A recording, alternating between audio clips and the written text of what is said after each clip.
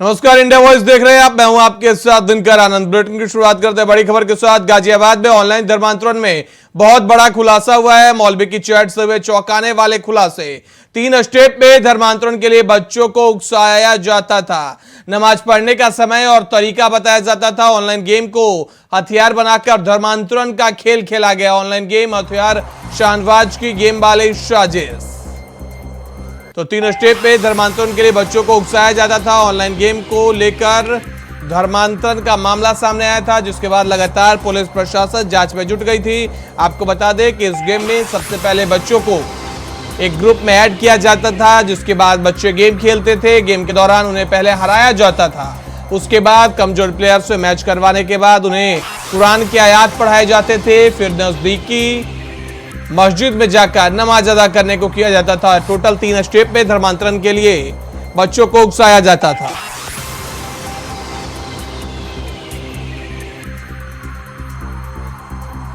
तो गाजियाबाद से बड़ी जानकारी निकलकर सामने आ रही है। ऑनलाइन धर्मांतरण गेम में बड़ा खुलासा हुआ है। आपको बता दें कि 3 स्टेप में बच्चों को गेम खिलवाया जाता था। उसके बाद मौलवी के चैट से चौंकाने वाले खुलासे हुए हैं। उसके बाद बच्चों को बरगलाया जाता था। मौलवी की चैट से पूरे खुलासे हुए। 3 स्टेप में धर्मांतरण के लिए बच्चों को उकसाया जाता था।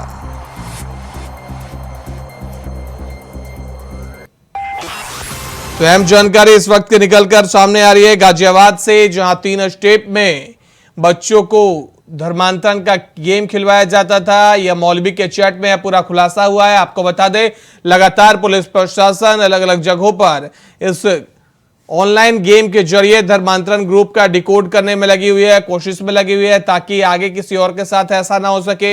आपको बता दें कि एक फोर्टनाइट नाइट नाम का ऐप है, जिस पर बच्चे ऑनलाइन गेम खेला करते थे। बच्चों को पहले हरवाया जाता था। उसके बाद उन्हें कहा जाता था कि आप कुरान की आयातें पढ़िए। उसके बाद कमजोर प्लेयर से मैच करवाकर बच्चों को जितवाया जाता था, ताकि बच्चों को कुरान शरीफ पर भरोसा हो सके। उसके बाद बच्चों को कट्टर बनाने के लिए मस्जिद में भेजा जाता था। नजदीकी मौलाना उन्हें कुरान पढ़ाते थे, साथ ही इस्लाम धर्म के बारे में बताते थे।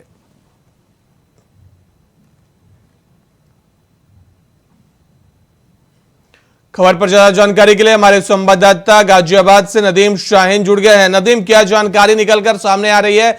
एक मौलवी का चैट से खुलासा हुआ है कि 3 स्टेप में यह गेम पूरा खिलवाया जाता था। देखिए दिनकर आनंद जी, मैं आपको बता दूं, पूरा मामला गाजियाबाद के जो ऑनलाइन गेम को लेकर ऑनलाइन धर्मांतरण का किस तरीके से गेम के जरिए से बच्चों का धर्मांतरण कराया जा रहा था, बच्चों को उनको बिल्कुल ब्रेन वॉश किया जा रहा था, उससे कहीं ना कहीं बड़े बड़े खुलासे रोज होते नजर आ रहे हैं। हालांकि बता दें आपको, ये 28 तारीख से इसका सिलसिला लगातार जारी है कि जिस तरीके से इसमें आईबी की भी और एटीएस की एंट्री हुई है और लगातार इस पर जांच एजेंसियां काम कर रही हैं। अगर 3 स्टेप की बात की जाए तो 3 स्टेप में पहले उनको नमाज का झांसा दिया जाता था, पहले उन्हें गेम खिलाया जाता था, फिर उन्हें हराया जाता था। हारने के बाद उनको शर्तें उनके सामने रखी जाती थी कि आप जीत जाएंगे, कुरान की आयतें पढ़िए। लगातार उनको ब्रेन वॉश इनका किया जा रहा था। अगर गाजियाबाद की बात की जाए, जो जैन समाज का बच्चा था, जिसके माँ बापों ने कंप्लेंट गाजियाबाद के कविनगर थाने में की थी, कुछ बच्चे के जो परिजन है वो कहीं ना कहीं उससे बहुत ज्यादा परेशान हो गए थे, जिससे बच्चे ने कई बार नमाज पढ़ने को लेकर जब इसका विरोध किया गया था तो उस बच्चे ने उनकी कंप्लेंट तक भी कर दी थी। जिसके बाद उस बच्चे को काफी कुछ समझाया गया है। हालांकि उसकी समझ में इतना भी नहीं आ पाया कि अपना धर्म क्या है क्या नहीं है। जिस तरीके से इस धर्म को लेकर वो लगातार उसके पीछे भागता रहा। हालांकि उसके पीछे भी एक साजिश थी। जिस तरीके से जो शाहनवाज बद्दो है उसका और मौलवी का जो चैट का खुलासा हो रहा है, लगातार उस पर नए नए सवाल, नए नए जो किस्से हैं वो लगातार सामने आ रहे हैं। हालांकि गाजियाबाद पुलिस ने शाहनवाज बद्दो के लिए एक टीम महाराष्ट्र भेजी हुई है, जो कि मुंबई से जल्दी उसकी गिरफ्तारी करेगी। उसके साथ साथ जो अन्य और खुलासे हैं गाजियाबाद पुलिस रोजाना करती जा रही है। हालांकि ये भी बताया जा रहा है जो शाहनवाज बद्दो के अकाउंट हैं, कितने परिवार में उसके अकाउंट थे, कितने लोग उससे जुड़े हुए थे, सबके अकाउंट चेक किए जा रहे हैं। बड़े पैमाने पर इस पर बहुत बड़ा खुलासा होने वाला है। फिलहाल उसकी गिरफ्तारी की दे रहे जी। तो बद्दो के लिए टीम पहुंच चुकी है महाराष्ट्र, मुंबई में गिरफ्तार करने के लिए। लेकिन बड़े सवाल यह पैदा होते हैं कि जिस फोर्टनाइट नाइट नाम के ऐप पर यह गेम खिलवाया जा रहा था, क्या उसे अब सरकार ने प्रतिबंध लगा दिया है? और दूसरी चीज कि इस पूरे ग्रुप में कितने लोग शामिल हो सकते हैं? क्या कुछ जानकारी निकलकर सामने आ रही है? जैसे चैट का खुलासा हुआ, बद्दो का नाम सामने आया, शाहनवाज का नाम सामने आया, और कितने लोग के नाम सामने आ सकते हैं?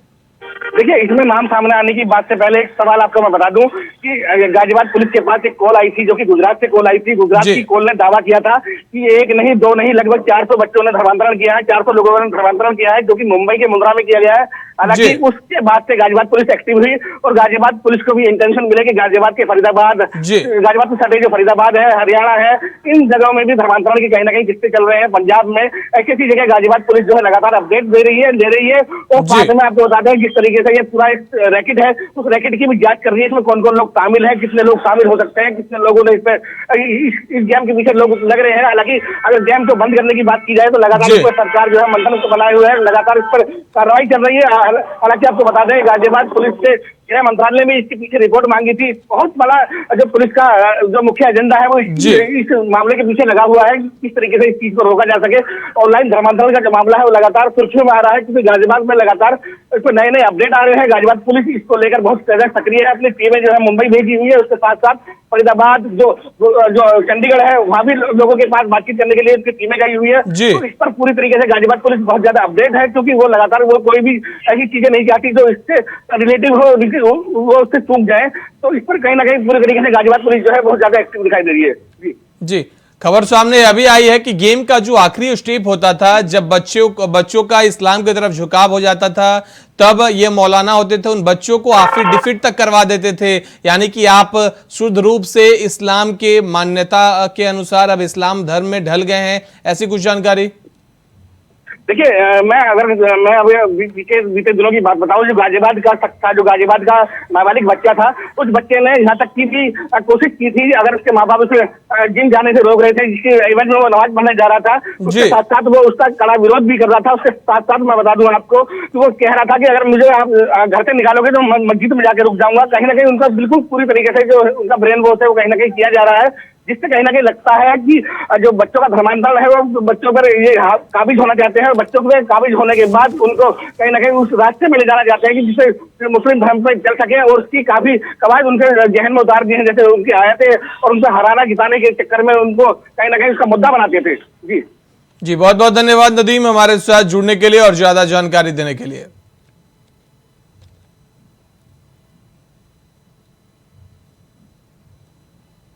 तो शाहनवाज की गेम वाले साजिश के बारे में हमने आपको बताया कि किस तरीके से 3 स्टेप्स में गेम को खिलवाया जाता था, और आखिरी स्टेप में बच्चे जब इस्लाम को लेकर कट्टर होने लग जाते थे तब उनसे एफिडेविट भी करवाया जाता था। इसके साथ ही आपको बता दें कि कई लोग इस पूरे ग्रुप में हैं, जिनमें शाहनवाज का नाम सामने आया, मौलवी के चैट के खुलासे हुए, बद्दो नाम के एक शख्स का नाम सामने आया, जिसे गिरफ्तारी के लिए गाजियाबाद पुलिस और कई टीमें महाराष्ट्र पहुंच चुकी है। किसी भी वक्त उसकी गिरफ्तारी हो सकती है। गुजरात से एक कॉल आया जिसमें यह भी कहा गया कि करीब 400 बच्चों ने मुंबई में धर्मांतरण करवाया है।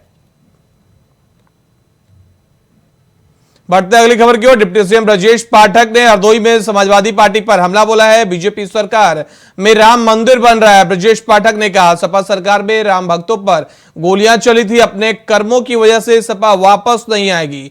लोकसभा चुनाव में यूपी की सभी 80 सीटें जीतेंगे, ब्रजेश पाठक ने बड़ा दावा किया है। यहाँ के लोकप्रिय सांसद आदरणीय अशोक रावत जी ने संडीला में जिस ढंग से जनसभा का आयोजन किया, जो जनसैलाब उमड़ा है, मैं कह सकता हूँ माननीय प्रधानमंत्री नरेंद्र मोदी जी के 9 वर्ष के पूर्ण होने पर जिस ढंग से जनसैलाब उमड़ा है, आम जनता ने अशोक रावत जी को आशीर्वाद दिया है। एक तरफा यहाँ अशोक रावत जी जीतेंगे और माननीय प्रधानमंत्री नरेंद्र मोदी जी के नेतृत्व में तीसरी बार प्रचंड बहुमत की देश में सरकार बनेगी और उत्तर प्रदेश में हम 80 की 80 लोकसभा जीतने जा रहे हैं। लगभग सभी जगह हमने पूरब से लेकर पश्चिम और उत्तर दक्षिण चारों जगह हमने प्रवास करके देख लिया है कि भारतीय जनता पार्टी की लहर चल रही है और समाजवादी पार्टी अपने कुकृत्यों की वजह से, गुंडे माफिया मंचलों को प्रमोट करने की वजह से उत्तर प्रदेश में कभी पनप नहीं पाएगी।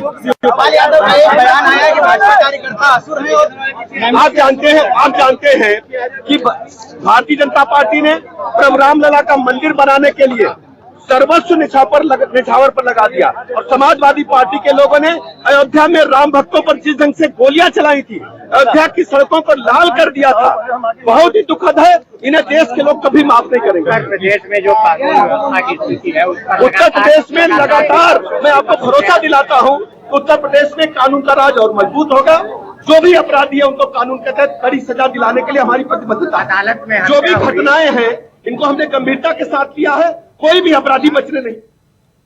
बदायूं में विशेष समुदाय के एक युवक ने फेसबुक पर एक अश्लील वीडियो शेयर किया है। युवक ने सनातन धर्म को ठेस पहुंचाने का वीडियो सोशल मीडिया पर पोस्ट किया, जिससे हिंदू संगठनों में काफी रोष देखने को मिल रहा है। इसको लेकर हिंदू जागरण मंच के प्रांतीय कार्यकारिणी सदस्य नितिन कसाना ने सिविल लाइन थाने में तहरीर दर्ज करवाई है। वहीं वीडियो पोस्ट करने वाले युवक अलापुर थाना क्षेत्र का रहने वाला बताया जा रहा है।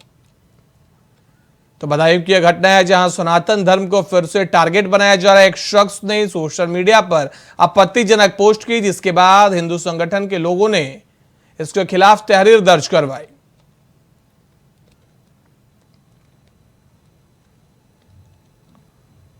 तो बदायूं की यह पूरी घटना आपके साथ साझा कर रहे हैं, जहां सनातन धर्म को फिर से टारगेट किया जा रहा है, जिसका वीडियो पोस्ट करने वाले युवक अल्लापुर थाने का बताया जा रहा है। आपको बता दें, पोस्ट हिंदुओं की भावनाएं आहत हुई, जिसके बाद हिंदू संगठनों में काफी रोष दिखाई पड़ रहा है।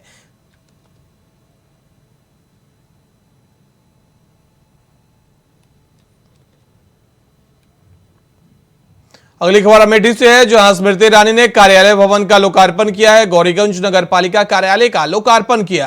कार्यालय के उद्घाटन पर ग्रामीणों में खुशी दिखाई दी। विपक्ष सिर्फ आरोप लगा रहा है। स्मृति ईरानी ने विपक्ष पर निशाना साधते हुए कहा, इसके साथ ही उन्होंने कहा कि आज यहाँ की जनता खुश है। स्मृति ईरानी ने विपक्ष पर निशाना साधा, विपक्ष सिर्फ आरोप लगाता है। इसके साथ ही उन्होंने कहा कि आज यहाँ की जनता खुश है।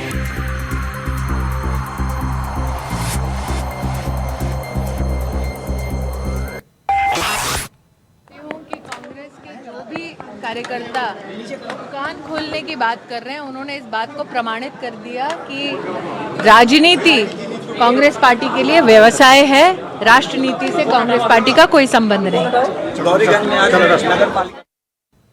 सीधे ले चलते हैं आपको उत्तरकाशी, जहां सीएम धामी वहां से लाइव है।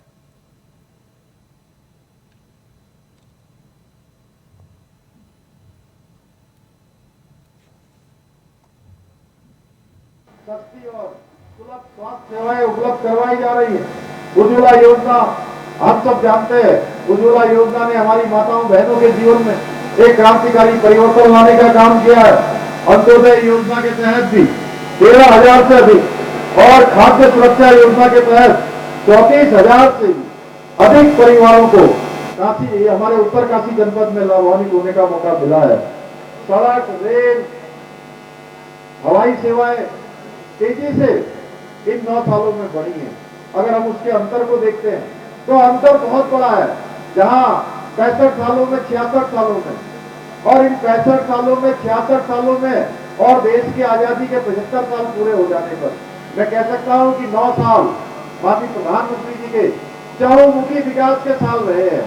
वहीं आज जो लोग तमाम प्रकार से जो आज सरकार की आलोचना करते हैं, जो देश विदेशों में जाकर आजकल लोकतंत्र की दुहाई देते हैं, जिनके समय में देश को आपातकाल छोड़ने का काम हुआ था, जिन्होंने देश के अंदर जबरदस्ती आपातकाल लगाया था, लोगों के नाखून निकाल दिए गए थे, लोगों को शीशा पिला दिया गया था, तमाम प्रकार की यातनाएं और तमाम प्रकार के कष्ट लेने का जिन्होंने काम किया था, वो आज लोकतंत्र की दुहाई देते हैं और विदेशों में जाकर देश को बदनाम करने का काम करते हैं। भाइयों बहनों, मैं आज इस बाबा विश्वनाथ की धरती से आप सबसे कहना चाहता हूँ कि अब समय आ गया है कि देश जिस प्रकार से आज हमारे प्रधानमंत्री मोदी जी के नेतृत्व में आगे बढ़ा है, आज वास्तव में हर भारतवासी का सम्मान बढ़ा है। भारत का मान सम्मान और स्वाभिमान पूरी दुनिया के अंदर बढ़ा है। आपने देखा होगा हाल के दिनों में जिस प्रकार से प्रधानमंत्री मोदी जी का विदेश की धरती पर दुनिया के देशों के द्वारा जिस प्रकार से स्वागत किया गया, वो स्वागत अभूतपूर्व था, न भूतो न भविष्यति।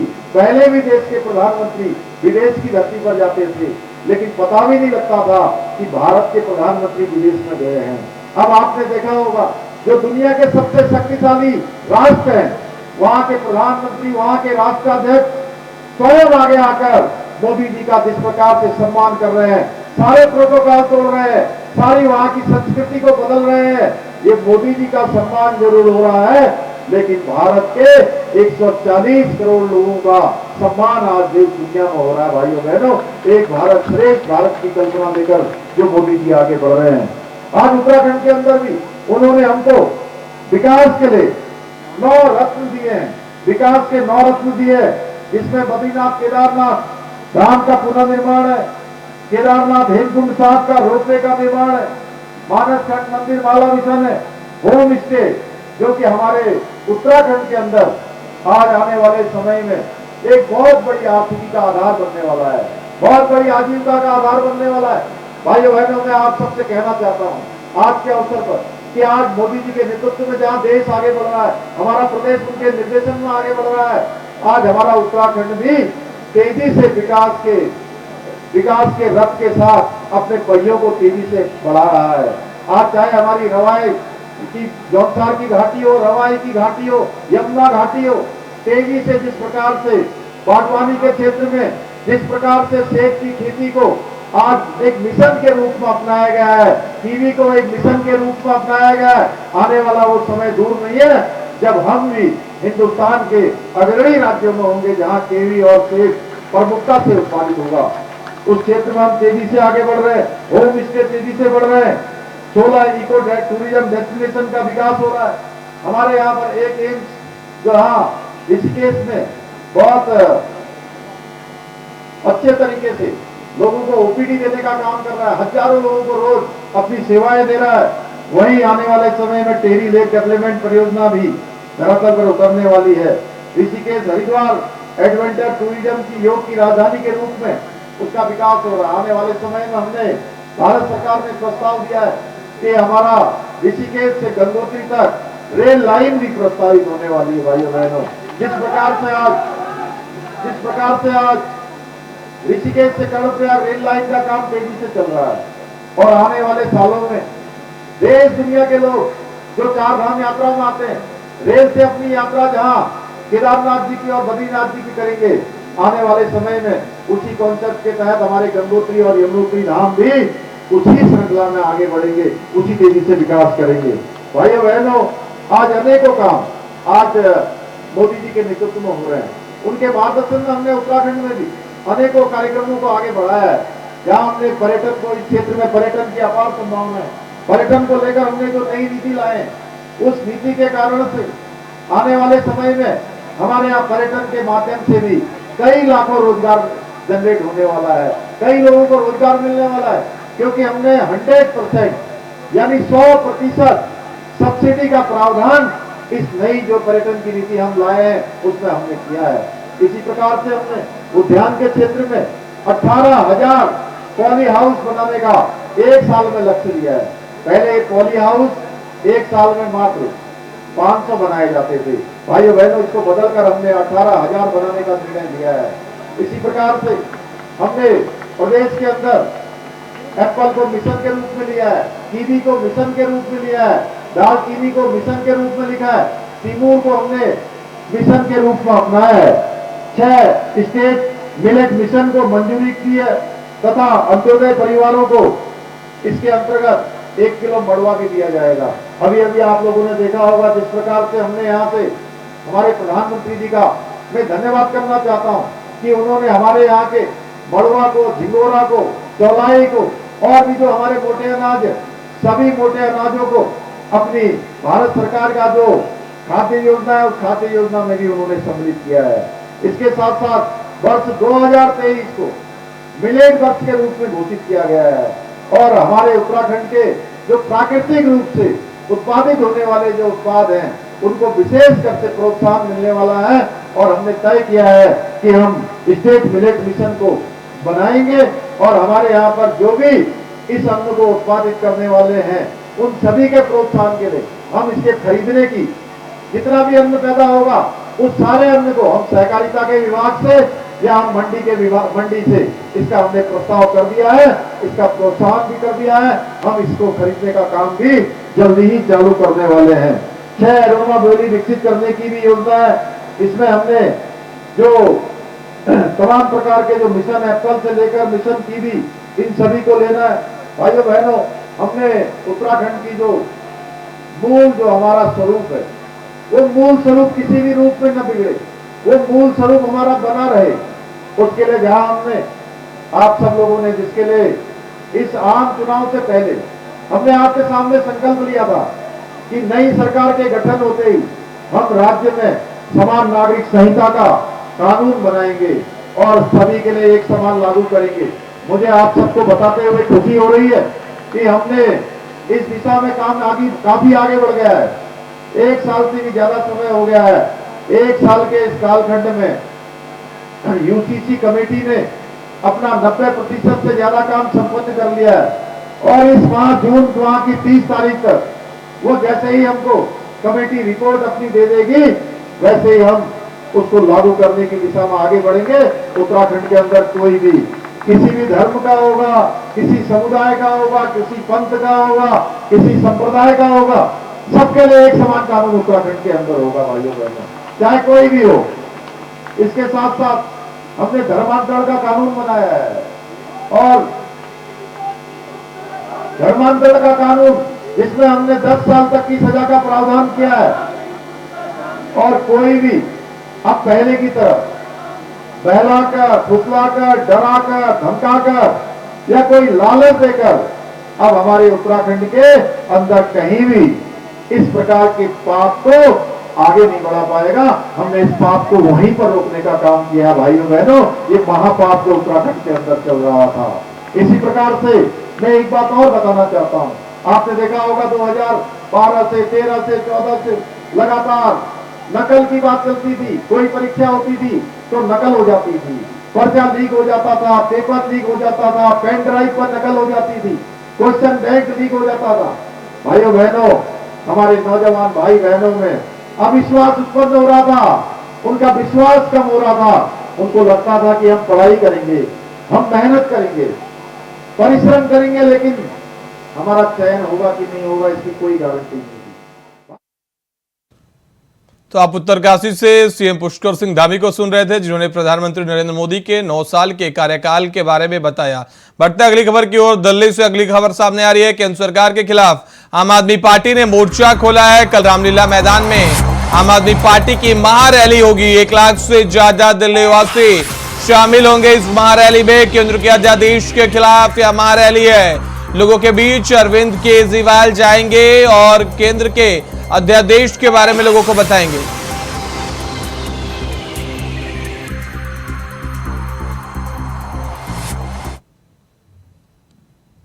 आगरा के थाना कमला नगर क्षेत्र में पति ने पत्नी के अश्लील पोस्टर लगाया, जिस पर महिला का नंबर लिखा हुआ है। इस पूरे मामले का वीडियो सीसीटीवी कैमरे में कैद हो गया। महिला ने डीसीपी से मामले की शिकायत की। साथ ही महिला ने कार्रवाई न होने पर आत्महत्या की भी चेतावनी दी है। तो आगरा की यह खबर आपके साथ बता रहे हैं, जहां पति ने पत्नी का अश्लील पोस्टर लगाया है। पोस्टर पर महिला का नंबर लिखा है। साथ ही पीड़िता ने डीसीपी से शिकायत की है। शिकायत पर कार्रवाई न होने पर आत्महत्या की डीसीपी को चेतावनी भी दी है।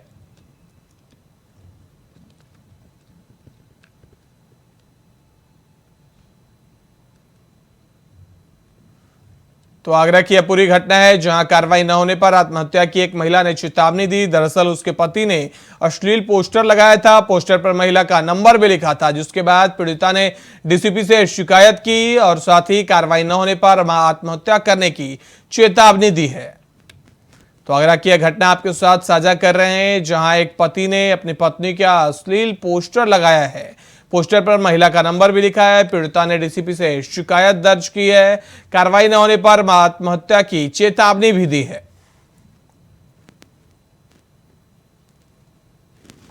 तो आगरा का यह पूरा मामला है, जहां पोस्टर पर महिला का नंबर लिखा गया। आपको बता दें, एक पति ने अपनी पत्नी की अश्लील पोस्टर लगाया है, जिसके बाद पीड़ित पत्नी ने डीसीपी से शिकायत की, जिसके बाद कार्रवाई न होने पर आत्महत्या की चेतावनी भी दी है।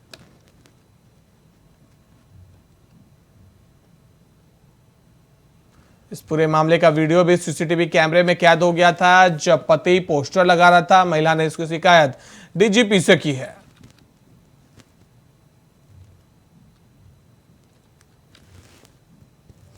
तो आगरा की यह घटना आपके साथ साझा कर रहे हैं, जहां एक पति ने अपनी पत्नी का पोस्टर लगाया है। अश्लील पोस्टर वायरल हो गया। उसके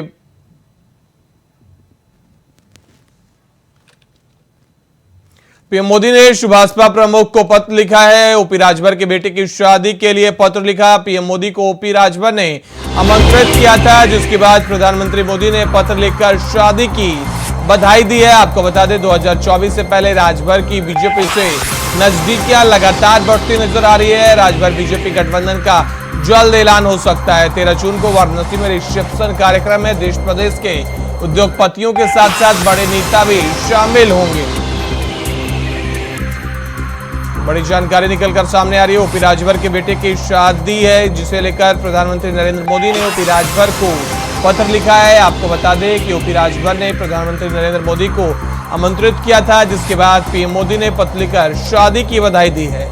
2024 लोकसभा चुनाव से पहले ओम प्रकाश राजभर और बीजेपी की नजदीकियां लगातार बढ़ती नजर आ रही है। राजभर बीजेपी गठबंधन का जल्द ऐलान होने की संभावना जताई जा रही है।